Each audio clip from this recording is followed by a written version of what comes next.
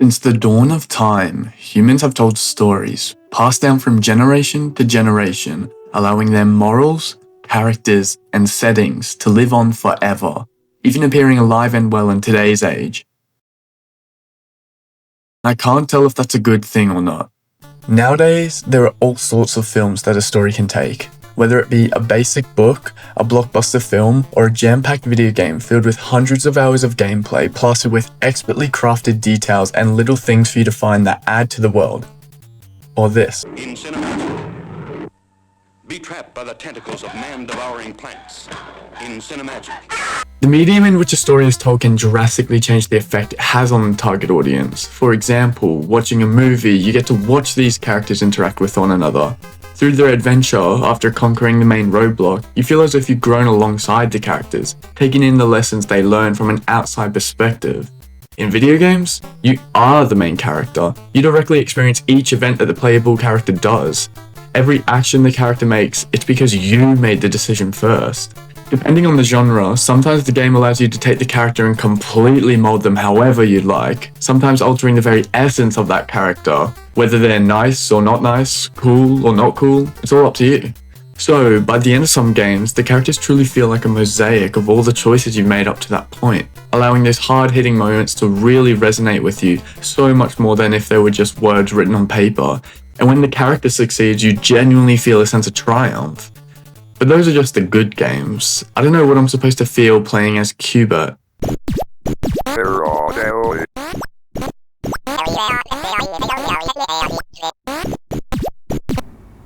Terror.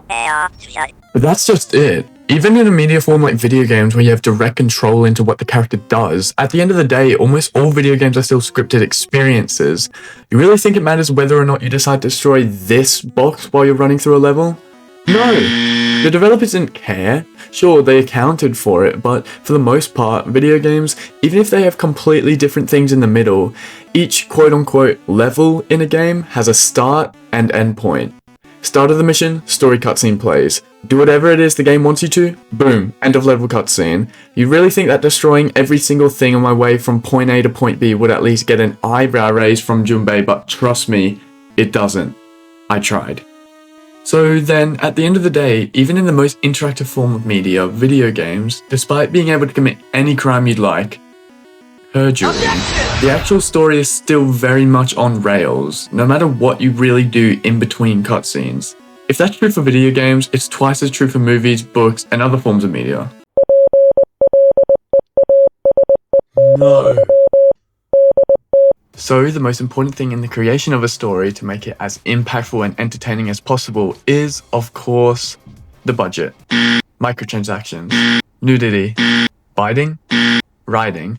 The writing is truly what makes a story. In the case of books, I think that you could argue that writing is the only thing that makes a story. The writers of a project are truly the ones who have the power to make a story into an enticing, memorable, powerful narrative, or truly bring down what could have been all of those things and whittle it down into nothing more than a confused, unfocused mess of missed potential. What were they thinking? Yes, writers. The second most influential people in the world, just behind fast food mascots. Third, if we let Guzman compete on his own. We never learn. Some of the most famous writers include the likes of Shakespeare, Margaret Atwood, Stephen Hawking, and those are just book writers. I'm not too well versed in movie or video game writers, but I'm sure that there are countless people who have dedicated their lives to bringing some of the most beloved films and games to life on the screen. So what makes a well-written story? Well, I suppose it has to be gripping and exert some kind of emotion from you, and it has to have good settings and themes and call me handsome, and have good characters. Characters! The true life and blood of any good story. I mean, without characters, people who we can view going through each plot point, it's so much harder to apply any possible meaning from each scenario and extrapolate it onto ourselves. If a tree falls and no one is there to hear it, does it even make any noise? I wish this applied to books. But what makes a good character? We could probably be here for days debating on just this topic, so I'm gonna pull the coward's move and read the Google AI overview that automatically pops up when you search for something. A good character is both compelling and relatable, built with depth through a mix of strengths, weaknesses, and clear motivations. They must be active in the story, facing challenges and undergoing change. I think this is pretty good. It pretty much sums up most of the interesting characters that I can think of. Take SpongeBob, for example. Love that guy. Funny, square, I love him. But I'll be damned if I'm not gonna act like I think he's a sick bastard for letting all of those holes of his just hang loose. Have some shame. Let's take a look at The Last of Us. You may have heard it. Not the book by Robert Ewing. No. Game of the Year Last of Us. Zombie shooting The Last of Us. You know, that one. Often touted as one of, if not the greatest narratives told in the form of a video game, The Last of Us received and continues to receive critical acclaim for its fantastic story. And as I'm sure most people would agree, that's largely in part of the characters. Sure, the actual gameplay was pretty good, being a tense, stealth-based resource management strategy game. The real charm came from in between those moments. The game is full to the brim with gorgeous cutscenes that were directed in a way where they look like an actual TV show. These were damn impressive when it released, but I'd still argue that they look phenomenal today, especially in the remake. In these cutscenes, you really get a feel for the two co-protagonists, Ellie and Joel. As soon as the game boots up, you get this heart-wrenching sequence where you play as both Joel and his daughter Sarah, only for Sarah's life to be taken away during the initial outbreak of the cordyceps virus. In this sequence, though, we start getting little bits of information about who Joel is as a person.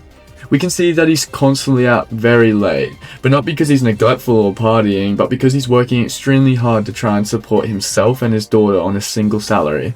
Straight off the cuff, we like Joel. We can see how he's been sacrificing his own well-being for some hopeful future where his daughter can live happily and without as much financial strain. Only that future never comes, as Sarah is taken by the wave of panic that quickly overcomes everyone, including the military, who are the ones that pull the trigger. Just like that, Joel loses everything, and it was completely out of his control as well. There was genuinely nothing he could have done to stop this. The infection, the bullet, Joel was just a man. We then cut to 20 years later, where the shell that Joel put up after the death of his daughter has only thickened, without any reason to break it down. Joel has now become a product of the wasteland he lives in. He robs, he fights, and kills for survival, and he doesn't let people too close. Then Ellie comes in. Ellie is, in a lot of ways, a lot like Joel. She doesn't have parents and was raised in a sort of military base, being taught strictly what is necessary for survival. But unlike Joel, Ellie is still young. She still clings on to some childlike wonder, still holding on to some forlorn hope that the world won't always be like this. And she's well within her right to do so too. As it turns out, Ellie is immune to the infection that had laid waste to the entire world and is now being treated as a vessel, escorted from base to base to hopefully use her to develop a vaccine. Before Joel, no one cared about Ellie. They cared about the body of Ellie. Initially, as she's paired up with Joel, the two of them don't get along. They're both scared to let each other close, brutally aware of what happened to the other people who they let their guard down around. But, like I said before, Ellie isn't entirely the same as Joel. She's still full of teenage rebellion, curiosity. Ellie likes to have a little bit of fun. As the story progresses, you see Ellie slowly crack away Joel's shell, allowing him to open up more and more at his own pace, and she does the same. By the end of the game, the two have formed a father-daughter relationship, and as Joel finally accomplishes his goal of escorting Ellie to the research facility, he makes the harrowing decision of breaking in and taking back his daughter. And as he's carrying her out of the hospital in his arms, it mirrors how he carried Sarah in her final moments. But this time, he doesn't let the world take away another one of his daughters. Sorry, maybe that was a lengthy retelling, but I needed to give you a proper idea of why these two characters are so dearly loved. Neither of them are malicious in nature, but they both have flaws which only serves to make them so much more endearing and relatable. When Joel finally opens up to Ellie, you feel a sense of pride. Seeing this brick wall of a man finally show his vulnerability, it's amazing. But what if we didn't do that? Yes, although we could spend this time going over and over good characters and explore the specific decisions and techniques the writers employed to make them so, that's boring. These characters all took so much effort to conjure up, write, and then make them actually feel like real-life human beings. But what if there was an easier way? What if a writer could put themselves into their work? Think about it. They're real human beings, so logic follows that if they wrote about a character that thinks and acts just like them, it's a surefire way to create a character that feels realistic. Logic also follows that Angry Birds shouldn't have gotten a movie. And it did. Yes, the self-insert has long been a pejorative term pointed at characters that feel a little bit too close in attitude to the writers. Being labeled as a self-inserter is almost like a slur when it comes to writers, as it's basically saying that they're either too lazy or too untalented to come up with interesting characters without having to deploy a nice dose of self-plagiarism. When you think about it, it's only natural that so many writers do self-inserts. We all want to picture ourselves as the main character in all of our favorite stories. Most of them.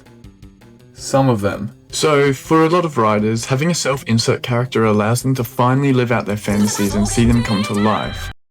I would hate to meet the guy who wrote this. When done right, a character that may be first conceived as a self-insert character can develop a life of its own, sometimes even implementing themselves in the Hall of Fame of story characters without anyone even realizing that the author pulled a fast one on us and just plopped themselves into a book. However, often, if not most of the time, when an author decides to cut corners and write a character that's based on themselves, it leads to the book becoming a muddied mess of self-indulgent fantasy, where the main character is somehow invincible, always right, and loved by everybody. And when I read a book where this is the case, I can't help but cringe out of my mind. Let's have a look at some examples of when self-inserts are done right, and other times when they ruin a story entirely. My favorite author of all time is Stephen King. The way he writes so eloquently always kept me hooked from the first page to the last. What you doing? Reading. Not only that, but his way of evoking such intense levels of fear solely from the words on the book has always fascinated me. I respect anyone who can make this scary. Not only that, but his characters are some of the most interesting I've ever read, with him often allowing each character to trail off in thought and follow the natural flow of consciousness. It makes each and every one of them feel incredibly fleshed out and realistic. But what I hadn't even stopped to think about before is how strange it was that so many of his characters followed a particular pattern. They were all writers. When I first made this connection, I was honestly shocked. Then, as I would go through more and more of his books in my head, I realized that the number of characters that were writers in his book was way higher than I expected. Jack from The Shining, Paul from Misery, Ben from Salem's Lot, and there are like 11 more. Even though I thought all of these characters were extremely unique to one another, they all shared that united thread of their profession. King had stated that this choice isn't a coincidence, but he purposely characterizes each of them as writers as a way for him to more easily relate to them, allowing himself to perform a therapeutic self-reflection as the characters overcome the various different obstacles. King also has his antagonists represent certain themes, like how Pennywise represents repeated generational suffering. Vampires represent nothing, they're just creepy. So King uses these characters as a way to overcome certain challenges in his life, like substance abuse. Although King drafts each character as an extension of himself, he individualizes each character by focusing on one part of himself that he wants to explore and amplifies it. In this way, the collection of Stephen King protagonists is sort of like a mosaic of himself and the various internal challenges he's overcome. In my opinion, this is an example of a self-insert done right. So there you go, Stephen King, recipient of the National Medal of Arts. There's some approval from me. Ty. Put some pants on.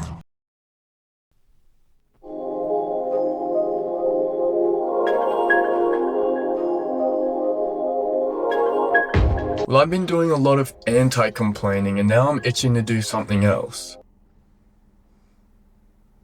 Now that we've seen an example of when a self-insert of a character can bring up the story, let's get to the good stuff. When a writer single-handedly crashes an otherwise fine floating ship into an iceberg solely because they couldn't help but make the character act exactly like them, flaws and all. Of course, it takes a certain level of humility to be able to pull off a self-insert. Like I went through before, a good character has to have positive qualities but can't be perfect. And that's exactly what happens with a lot of these self-inserted characters. They end up being perfect. It's always either everyone likes them or is even attracted to them. The character never deserves anything negative that happens to them, and anything negative that does happen to them is never their fault. Velma is an animated series that premiered in 2023 that stars the beloved character from the Scooby-Doo franchise of the same name. Before the show even released, people hated it. Instantly, people were contrasting the new show with the classic cartoon, and they couldn't understand why such a drastic change was made to the core of the show. Not only was this show a completely different genre than the original, but it also geared towards a completely different demographic. Velma was another one of those ranchy animated comedy shows that started popping up everywhere at the time. like Arugula. And not only that, but a bad raunchy animated comedy show. Just from the stuff that they were showing, it looked painfully unfunny, with the main character Velma completely betraying her pre-established nerdy but independent traits for some sarcastic and often cynical teenager who looks down on everyone else around her and props herself up as some misunderstood wisecracking genius, like Arugula.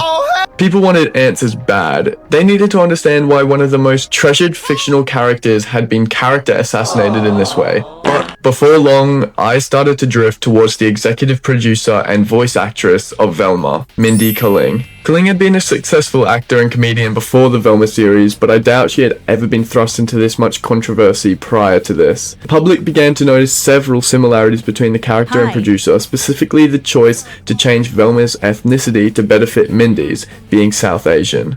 Now, I personally don't care if a character has their race altered in a new retelling or reimagining of a story, especially if it's done to match the voice actor, but the public, or at least the people on Twitter, did not appreciate this change. Not sure the Twitter cesspool represents the opinion of the public, but nevertheless, people were upset about this new show. Then, like AIDS, it was released. Turns out the show was even worse than we were expecting. Not only was the comedy show unfunny, but the character of Velma was so entirely messed up that even if she hadn't been a pre-established character attached to her, she would just still be so terrible. The previous sentiment about Velma being a wisecracking asshole was consistent throughout the show, with her constantly having self-righteous digs at characters who, honestly, were just trying to help. Having the main character be some cynical, sarcastic asshole made the show a slog to get through, as each interaction is framed in a way where Velma is the reasonable one. Every time she shrugs someone off, we're supposed to agree with her, support her, but why would anyone want to support that kind of behavior? The common consensus following the release of the show was that the race swapping of the legacy character wasn't even the bad part anymore. Most people, myself included, think that taking these legacy characters that were created in a time which, to succeed as a character, you had to pander to a certain demographic, We love granola. and altering their background or culture to explore other parts of the character can be incredible, especially now in this current climate where most people are certainly less racist. But honestly, that wasn't the issue with this new Velma. This character could have been a completely original creation and it still would have sucked. You see, this character wasn't created with Velma in mind, but instead, she was created as a self-insert of Mindy Kaling, and the ties to the legacy character were clearly done as a desperate attempt to increase the show's appeal. Alright, Velma, I'm sorry, but as the executive authority on this case of self-inserts, I'm gonna have to say you failed this one. What if I told you that there was a type of self-insert that was so incredibly common that they've integrated themselves into our everyday lives without us even noticing? Well, it's true. Music. Almost every single song in the radio is a self-insert, and I never even noticed until now. I guess this one's kind of cheating since they're not singing about a character but rather themselves, but the fact still stands that the artists are placing themselves within their work. So yes, I will be claiming this one. Each lyric is carefully chosen by the artist in order to make the audience feel a certain way, with the issues they usually cover being so universally understood that anyone can listen and relate to it, allowing them to put themselves in the place of the singer, creating, in a way, our own self-inserts in our imagination.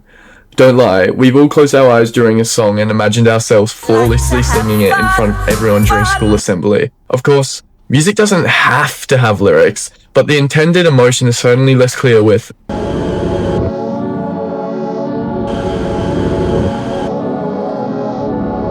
Well, there we go. There are some examples of how writers can put themselves into their pieces of work when it works, and Velma.